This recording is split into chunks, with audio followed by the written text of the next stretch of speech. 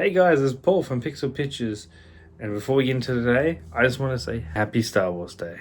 I thought it would be an appropriate time to talk about the first Star Wars movie I ever saw, especially with it being its 25th anniversary this year, Star Wars The Phantom Menace. Before we get into it, I already know that Red Letter Media has already got the best review on the whole internet for the series, and if it's not him, it's Cosmonaut. We all know he's the best. But today, I thought I'd give my hot takes on why I don't think it's actually that bad. Before we get into it, make sure you hit that like button and subscribe.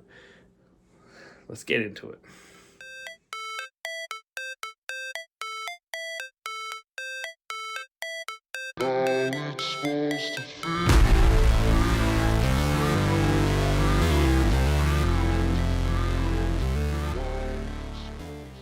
Star Wars The Phantom Menace was directed by George Lucas and released in 1999 and made $6.4 million in its first weekend alone. This film has big stars like Liam Neeson, Ewan McGregor, Samuel L. Jackson, and Natalie Portman. Unfortunately, with those big stars in it, it still does not save this movie. This movie really struggles with a pacing issue. The first couple of minutes of this movie is great. You got the Jedi's fighting the droids on the ship. I think that's pretty fucking exciting. But then for the rest of the first act, it's just talking, making a plan, doing the plan, talking the plan.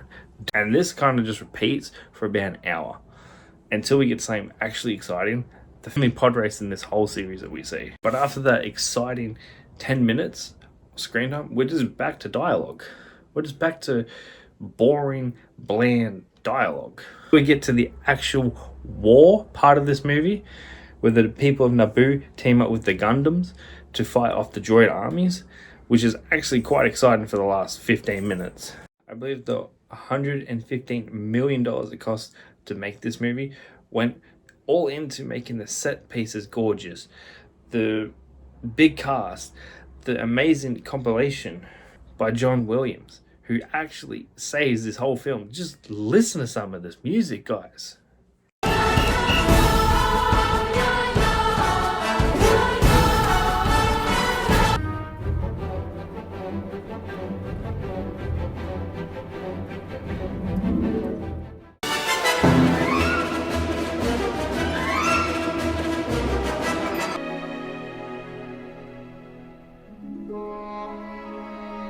Talking about the set pieces, did you know they only made the set pieces up to the 12th actor on set, which was Liam Neeson, and the rest of it was all just done by CGI?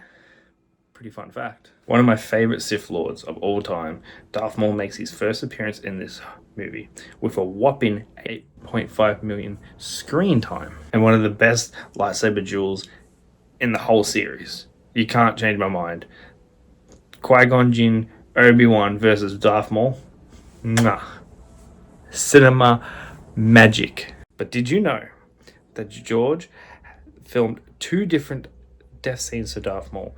One where he gets stabbed and falls in to the hole, and the one that we get in the movie where he gets sliced in half and fall, because he had no plans to actually bring him back until a later date where he was like, oh, we'll just bring him back. Nonetheless, Darth Maul is still a fan favorite among everybody. And he deserves his own Disney Plus show. Disney, make it happen. Let's get a hashtag going. Maul deserves his own show. According to Jake Lloyd, the actor who plays Anakin in this movie, there was a 6-hour extended cut that was shown to several people. But for some reason, like the lost tapes of Star Wars Episode 4, The Lost Hope, it was never released to the public. And I believe that Disney doesn't want to make money, because if they want to make money, they should release both versions right now, today. Get on it, Disney. Nonetheless, I think this movie is not as bad as people remember being. Yeah, it's slow. Yeah, the dialogue's cringy. But I think it's not that bad compared to some of the later Star Wars movies we get. We'll get into those, don't worry. But for now, I think we're going to give this movie a solid 5 out of 10. It's not great. It's not bad. It's in the middle. Anyway, for now, thanks for joining me with today's video. I hope you really enjoyed it. Hope you learned something. Hope you had some fun. Until next time, be well, stay safe. Catch you next time.